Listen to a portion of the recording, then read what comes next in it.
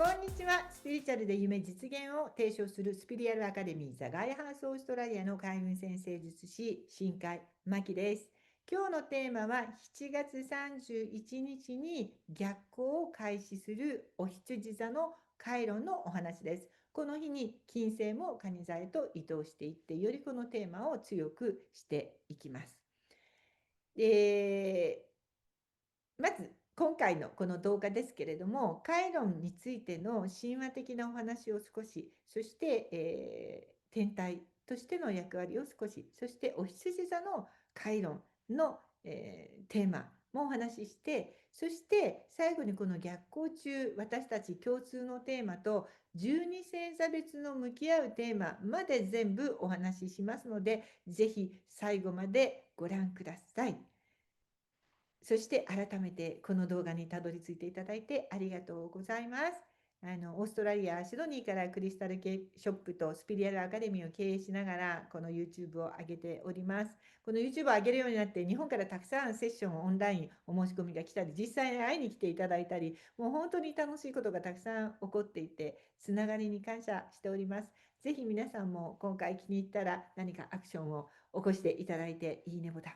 それからコメントでね、質問なども大歓迎ですし、何よりももしまだでしたらチャンネル登録をしていただくと嬉しいです。もっと詳しいなんか先生術の情報に関しては、こちらにもつけているノートにいろんな先生術テキストなんかも上げてますので、気になる方はご覧ください。また直接、つながれるのはインスタライブ毎週金曜日の朝、やっておりますので、ぜひそちらも見ていただくと、そこでは直接お話ができたりします。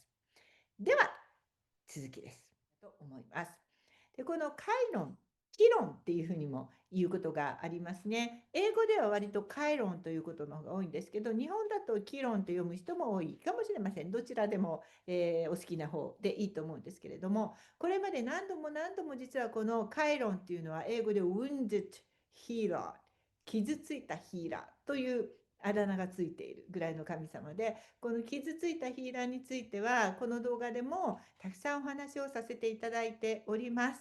なんですが、まずはこの占星術におけるカイロンという小惑星、本当は準惑星ですけどのエネルギーを知るために、簡単にこの神話の神としてのカイロンを振り返りたいと思います。今回はもう何回も話しているように短いバージョンでお話しします。で、このギリシャ神話においてカイロンは神々のキングであったクロノス、土星ですよ。これがつまりこれ後で大事になってきますポイントなんで覚えておいて、試験に出るところですけれども、このクロノスの子供として生まれるんですね。でクロノスが浮気をして妖精ピュルラという最も美しい妖精と浮気をしてできた子供として登場しています。でクロノスはその浮気の時に馬に化けて浮気をしてできた子供だったので、生まれてみると半分が、馬、半分が神の形をしたケンタウロス族として生まれてしまったんですね。すると母がそんな醜い姿にすごい嫌悪感を抱いて、私の子供ではないと息子を捨てちゃうんです。で父も同じく浮気の子なので存在を認めない。これは考えられる想定内で、私たちがこの世界に生まれて最も深い傷はその産んだ相手から存在そのものを拒否されることですから、この最も辛い傷を生まれてすぐに経験してからカイロンの人生というか、神様な神性というんでしょうかが始まったということです。暗闇からまさにスタートということなんですね。でもそれでもどこかに居場所を探し求めるんですけれども、神たちからは神々とはかけ違う、見かけが全然違う、しかもケンタウロス族っていうのは神々とこう争っている部族ですね。なので好かれない。でケンタウロス族のところに行くと、お前のような優しい存在は必要ないって言って嫌われる。やっぱり居場所がない。存在してきたのに存在そのものを否定されて、しかも居場所がない。もちろん自分の価値っていうものが信じられなくなるような傷を負うんです。でここから今回も話をシャッとはしょりますけれども、吸ったもんだありまして、その後、太陽神のアポロンと月の女神のアルテミスからは、その本質の良さと才能がすごいということで認められて、彼らが全部彼に自分たちの持っている術を教えるんです。なので、医術、予言の能力、音楽の能力、弓矢などあらゆる技術を授けられます。で、自分の深い傷を癒せるヒーラーにはそれでも出会えず、もう自分の存在、傷を癒せる存在はいないのかなと諦めていた時に、そうやっていろいろ学んだことから、自分自身が自分で自分を癒せるヒーラーになっていたということに気がつくんです。で、そこからの彼は教師になります。先生、医術の神アスクレピオスって皆さんご存知だと思うんですけど、医術の神アスクレピオスに医術を教えたのはカイロンなんですね。それから怪力のヘラクラス、戦い方を教えた。英雄アキレス、英雄である術を教えた。すべて先生はカイロンなんです。ただ実はですね、彼の最後の瞬間こそ、ウンジェットヒーラー、傷ついたヒーラーと言われるそのアーキタイプそのものを示していると言われているんですが、ケンタウロス族と神々がいつものようにまた戦いが起こり、戦争が勃発します。で、その間に入ったカイロンは、彼はどちらにも戦ってほしくない。間に入っている時に彼の弟子のヘラクレスの撃った毒の弓矢が誤ってカイロンに当たってしまうんですね。でもカイロンは半分神様だから、神様って不死身なんです。なので痛みだけが残る。で、彼はこの不死身の、才能というかエネルギーをゼウスに頼んで、プロメテウスというその不死身の力を失ってしまっていたプロメテウスにの神様に命と共に交換をして自分の命を差し出したというお話になっています。でもその頃カイロンの父クロノスは失脚して、それを倒したのがその時のゼウスですから、なのでゼウスがカイロンの功績をたたいて空に上げて正座としたのがイテ座の姿。この神話がモデルとなって天体、準惑星、小惑星と言われるカイロンがいます。で、ちょっと天体の話に戻りますが、カイロンは土星と天王星の間を不規則に公転します。土星がギリギリ肉眼で見えるんですね。で、天王星は望遠鏡が発明されたその後に発見されて、カイロンというのはちょうどこの狭間にいるんですね。ですから実はカイロンは見える世界と見えない世界、見えるものと見えない世界の橋渡しをするという大きな、テーマを持っている天体でもあります。で、この小惑星のカイロンは実は太陽の周りを同じように公転するんですが、とても不規則に公転するんです。ですから公転周期は、約50年なんですけど、土星より長くて天王星より短いですね。ですが9年間もの間同じ星座にとどまる時もあれば、2年間で3位を出ていく時もあるっていうのが他の天体と大きく違う、特徴ですね。実は最も長くカイロンがいつも気に入って居座るのは魚座です。ちょうどこの前、今お羊座ですが、この前に魚座に9年間もいたんです。でも例えば獅子座のカイロの滞在は2年弱ですね。天秤座とかも割と少ないです。で、今お羊座を通過中で、2019年の2月の21日に入りましたんで、そして2027年の4月の14日まで、だからまだまだ続きます。つまり8年、お羊座もすごく長くいます。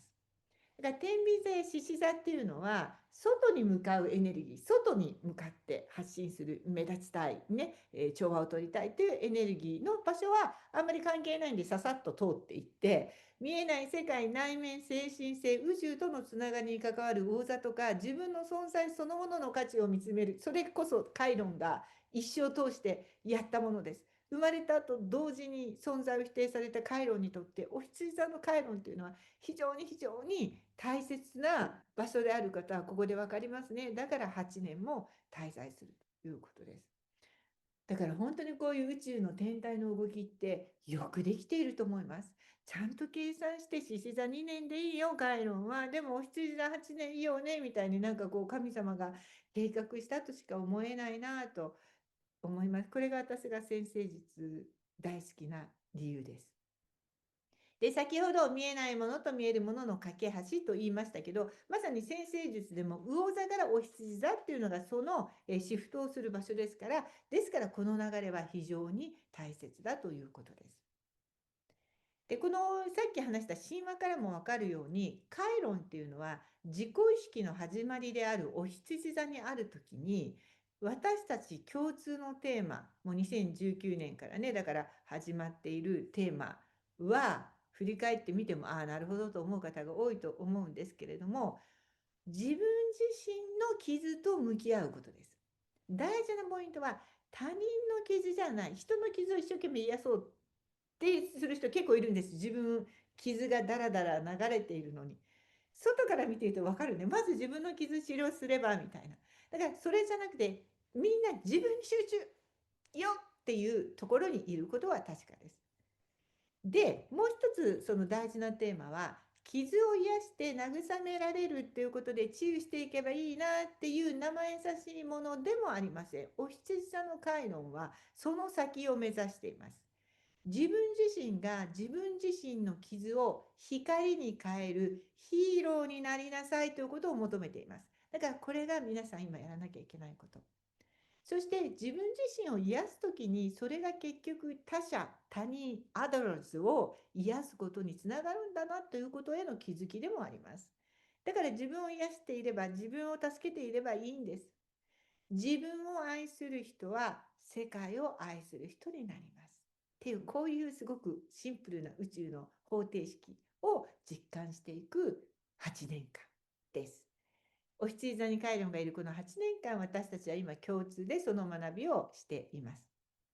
そして最後に12星座別のこのお羊座カイロンが逆行している時期の課題について話しますが、まずは全体的なお羊座のカイロンの逆行のお話について。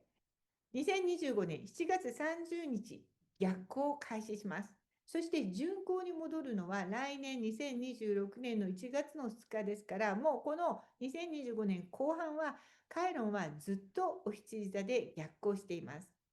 このカイロンが逆行するとき、私たちは自分の過去の傷に向き合う状況を体験することになります。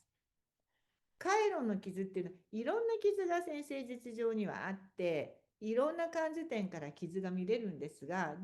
カイロンの傷はもうレベルが違いまして、最も深い傷であり、ちょっとした苦い思い出じゃないの。だからその傷を乗り越えた時に得られる英知のような、悟りの瞬間のようなものは、ソウルの成長を一気に引き上げる力を持ちます。そして今回の人類共通のテーマは、自分自身の発してきた言葉、やってきた行動、作り上げてきた自分の中でアイデンティティ、今日この瞬間の、というお羊座のテーマで向き合うことになります。そして8年もいることになるとさっき言いました2019年から入っていて、毎年同じ時期に逆行するんですね。大体だから1年の後半、毎年逆行してきてるから、2019年からお羊座の回路の逆行っていうのは皆さんやってきてるんです。ですからその経験してきてるんです。でも今回はそれをはるかに上回る経験になります。なぜでしょう。勘のいい人は気づく。ここ最近私が一体何の動画ばかり上げていたか。そう、土星と海王星。今年はこのお羊座の場所に土星と海王星もいるんです。2019年からのお羊座での回路の逆行には、そこには土星と海王星はいなかった。でも今はいます。ここ数日ずっと土星星座と向き合わないとこれから先どっかでスタックしますよって何回も言ってきたのは、この後回論の逆行があるんでということが今種明かしということになりますね。この後同じ場所に土星と海王星がいて、そこで回論が逆行するんです。そしてさっきここ試験に出るよって言ったところ覚えてます？まだ10分ほど前なので。試験です。何でしょう。土星はクロノス、つまりカイロンを捨てた張本人の親です。カイロンにぐっさりとナイフを突き刺した、傷つけた親がそこにいるんです。とっても厳しい見直しです。自分を傷つけた相手と向き合うことになります。最も深い傷だから思い出さないようにしておきたいものが、この土星のいる場所での逆行半年というものを体験していくんです。そしてなんか言ってても涙が出そうになるんでしょうけど、シュケドってカイロンが乗り移って、カイロン、ちなみにこの方で、私が宇宙から授かった65枚のセプタグラムソルジャーにリーディングカードのカイロンはこういうコーラル色なんです。色はね、カイロンはコーラルです。こんな感じ。で、このカイロンがなぜ乗り移ったかというと、今私はその土星クロノスのことを悪く言っちゃいました。傷つけた。でもカイロンは実は悲しいことにまだ愛してるんですよね。カイロンにとっては実は最も愛されたい相手だったんです。最も認めてもらいたい対象からの拒絶だったんです。だからそんな簡単に癒すことはできなかったんです。嫌いな相手だったら今日から気にしなきゃいい。あんなやつの言うことなんか忘れればいいよって言えるけど、一番愛されたい相手だからとても時間がかかった。カイロンは公転周期が50年もあるんです。一周するのに一つの旅50。だから皆さんも生まれた瞬間からカイロンリターンは50を過ぎてないければ、まだ一周もしてない。傷に関してはまだまだカイロンに比べたらもっといろんな経験があるよというところにいるし、50過ぎた人は大体この私が今言っている意味がわかると思うんですね。人がすごく傷つく時のほとんどは、最も愛されたい相手から拒絶された時です。隣の旦那さんが浮気したって、なんか私に挨拶してくれなくってっていいわけじゃないですか。でも自分の愛した旦那さんが浮気をした。そしたら傷つきますよね。そういうことです。なので、この今回土星と共にする、これは愛されたかった相手からの拒絶とか、認めてもらいたい対象に認めてもらえない、自分が行きたいところから拒絶されるということによって、自尊心がどんどん私は価値がないかもしれないと低下していく。それからもっと深いテーマで、前世とか先祖も含む深い時空を超えるカルマとトラウマ、これも関係してくる可能性があります。人によってその最も深い傷に直接つながるテーマはこの中でもこう広いですから違いはあるかもしれませんが、その傷は一生天性を通してだけじゃ一生だけじゃなくて天性を通して、だから前世も今世も回路の傷だけはずっと引き継がれるんですよ。っていくものなので、もう深い潜在意識の一部となっていることが多いです。だから私はその先生術師でもあり、最初このメインは先生術師としてセッションすることで2万件近くおかげさまでさせていただいてるんですけど、しているうちに気づいていって本当に幸せになるための方法というものからこう自分で独自に開発したセプタグラムソウルジャーニーコーチング講座とマニフェステーション実現プロジェクトっていうのが私のライフワークになってるんですが、このどちらもね、こうやってカイロンの傷と戦っている人たちを見て、そこからヒーローになった人たちを見ていって、大切なことっていうのがこう分かってきたので、そういうプログラムを作ってるんですけど、このカイロンのずっと引き継がれている潜在的なところにあって、自分でも気づかない傷は、リミティッドビリーフというものを作り出してしまっているんです。そしてこのリミティッドビリーフを手放さない限り人は何をやっても成功はしていかないということなんです。だから私は星を読むというセッションだけでは足りていなくて、このリミティッドビリーフをこう取り除くためのプロジェクトの必要性も感じて、数年前からそちらも提供しているということになります。このマニフェステーション術ではね、幸せや成功に向けて努力するっていうのはもう現在、この皆さんは潜在意識の存在として一生懸命やっている。その一方で潜在意識のリミテッドビリーフが、カイロンの傷がどこかでそれを成功に行くのを無意識に止めているっていうもう一つがあるんです。みんなそんなわけないと思うけど、あるんですよ。気づかない。これがリミテッドビリーフ。これを手放すトレーニングっていうのが大事。これこそカイロンの傷です。で、これを見つけていくっていうのがマニフェステーション術でもあるんですが、もう一つはこの傷を見つけるための素晴らしいツールが先生術。バースチャートをしっかり読み込んでいくと、その人の傷、リミテッドビリーフがどこにいるか描かれてます。カイロンや土星やその傷につながる天体につながっているアスペクトに関係する天体を読んでいくと、それが見えていくということですね。ということで、ここからのこの半年続く土星とともにやんなきゃいけない、自分を最も愛する自分が最も愛してほしい存在だけど愛してくれない存在と共にやるみたいな、このかなりの厳しい回路の逆行期なんですけれども、どう取り組んでいけばいいのかっていうことですよね。私が皆さんにお話しできるのは、自分自身へのジャッジがどこにあるのか、それを見つける意識を持つことです。見つけて手放すんです。でも見つけないと手放せない。ちょっと参考になるかもしれないから、さっきから話してる、マニフェステーション実現プロジェクトの中で実際にこういう方がいたっていう話をさせていただくと、熱心にいろんな先生術、いろんなことを開発で勉強していらっしゃるんですけど、ライブに出るとか、何かこう、じゃあこのセッションをあなたがやってみるとか、このクラス先生やってみるとかいう、こう表に出る機会には決して参加をしない方がいたんですね。そしてその方は、私は人前で話すタイプの人ではないというアイデンティティを潜在意識で根強く信じていたんです。ですから決してそれをしない、そのまま終わる人生だったんです。プロジェクトで原因を見ていきました。そしたらその原因は小さい頃から、あなたが言ってることってなんか全然理解できない。なんかあなたが喋るのなんか混乱する。もうちょっとちゃんと説明できないの？喋れないの？って親に言われ続けていたんですね。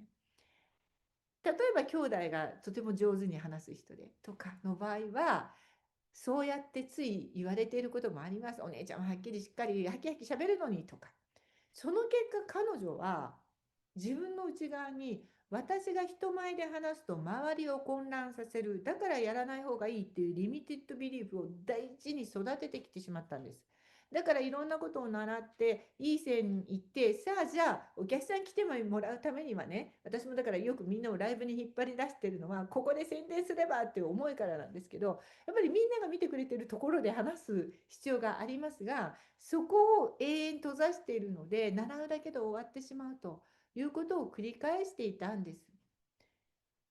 なんで彼女は自分のアイデンティティを、私は控えめで目立たない人と設定して何十年も人生を送ってきた。このリミティッドビリーフを持っていた。で、これに向き合うアクティビティに積極的に取り組んでもらいました。そしたら、その全く事実じゃない、この人が喋るからってみんなが混乱するわけではないのに、ずっと信じてきちゃった、その思い込みの自分像をやっと手放すことができました。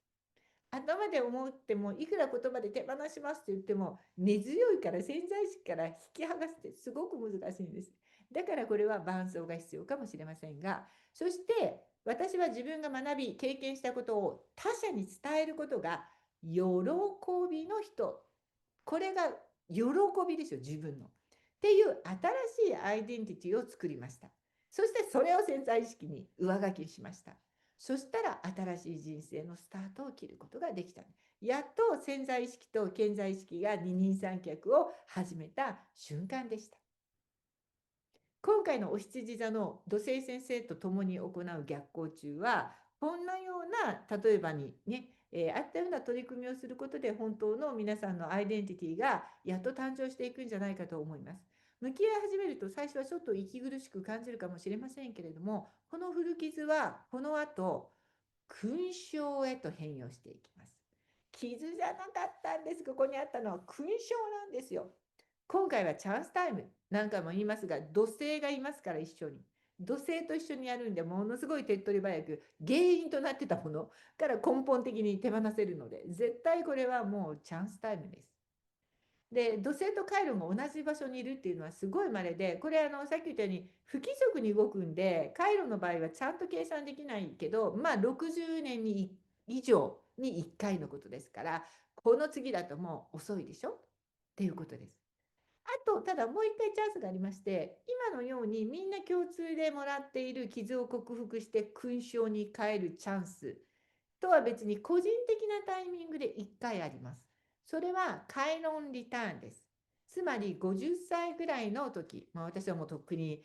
超えてますけど、でも、だから私のセッションのクライアントさんに一番多いのが、この年代なんですよ。開論リターン前とか開論リターンを終えた後、なんかその自分の後半の人生を傷も勲章に変えた人を導いていくような光の存在になる生き方をしてみたいと思い始めるんです。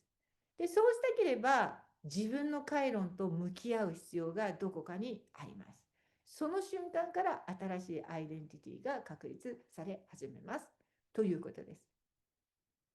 最後に12星座別の今回の逆行中に今言ったテーマは共通、もう一つプラスアルファで取り組んでほしいテーマをダーッといきます。お羊座。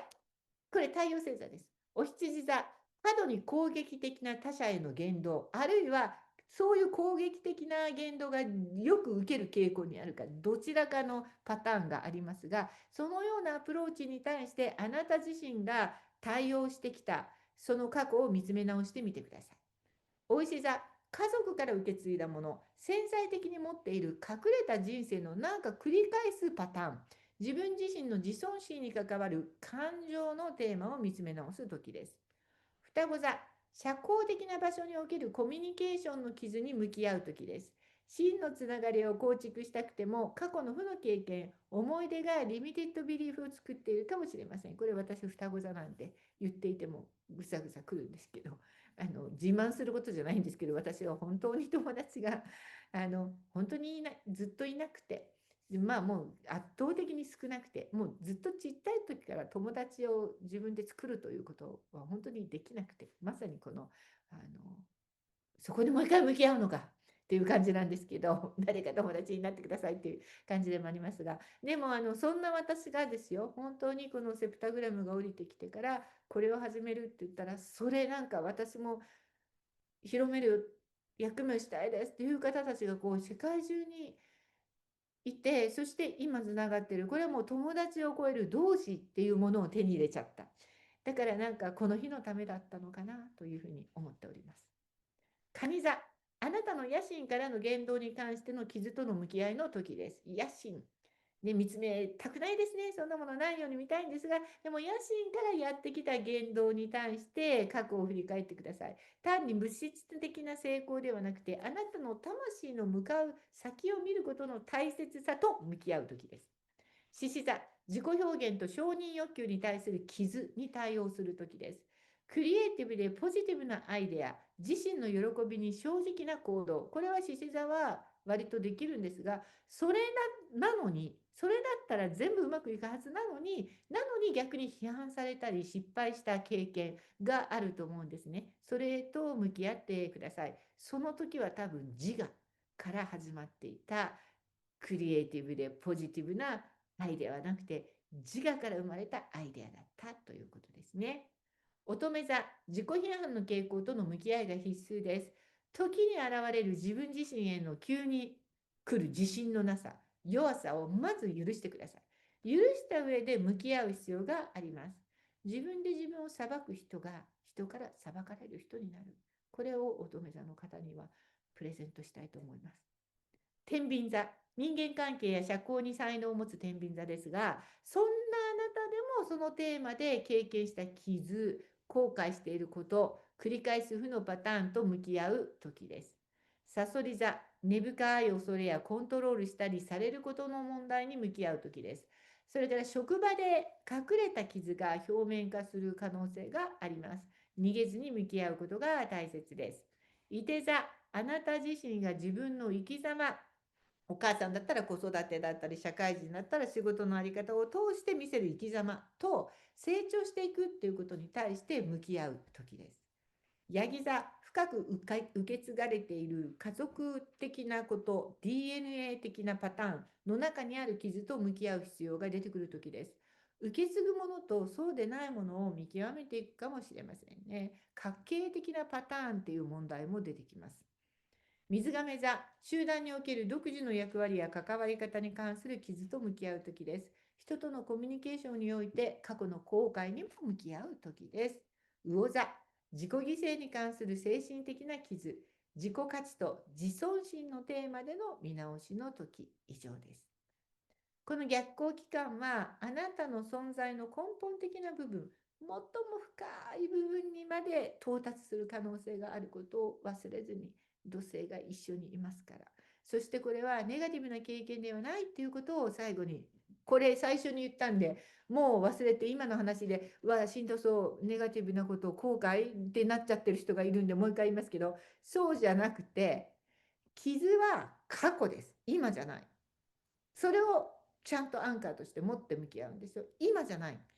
傷は過去にある。でもそこに向き合うことで、傷を、最初に言った言葉ですよ。傷を自分で癒せるヒーローになる。なったのがカイロンです。あなたもなるためのかなりポジティブなステップであることを忘れずに。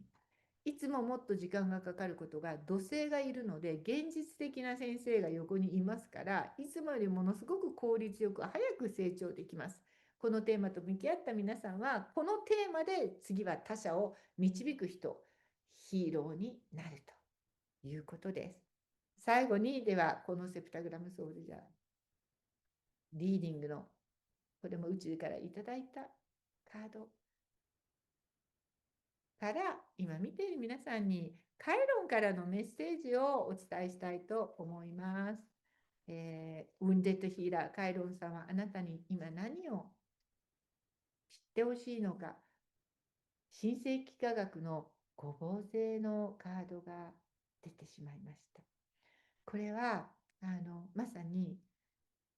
傷にも関係していて、そしてその傷が光になるよというエネルギーなんです。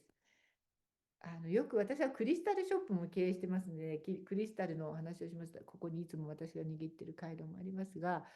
これ傷だらけなんですね。もう十何年以上一緒に毎日持ってますし、落としたこともありますし、欠けたり、傷ついたり、このね、欠けたり傷ついたり、なんか見かけがこう気に食わないとか、もっとこんな色がいいとか、いっぱい人ってあると思うんですけど、クリスタルに関してもそういうジャッジをするならば、もうクリスタルは向いてない。クリスタルは傷ついたり欠けたり色が抜けていったり、いろんなことが起こるんです。それが人生です。傷ついた人を、じゃあ傷ついてる人嫌ってこう削除しますかっていう話なんですね。で、私はこれもうずっと持ってるから傷だらけになったので、見ていっぱい、これ画面では映らないのかもしれないけど、光が当たるといっぱいもうキラキラ虹が見えるんですよ。傷ついたところにしか虹は生まれないんです。五芒星のメッセージはそれです。何もしないでいれば傷つきません。でも光も生まれません。五芒星っていうのは自分がチャレンジする、動く、そしたら傷つくこともある。でもそれが光になって、才能になって、成長になっていくんだよという応援のメッセージです。ということで、この回論、逃げることはできませんので、一緒に取り組んでいきましょう。素敵な一日を。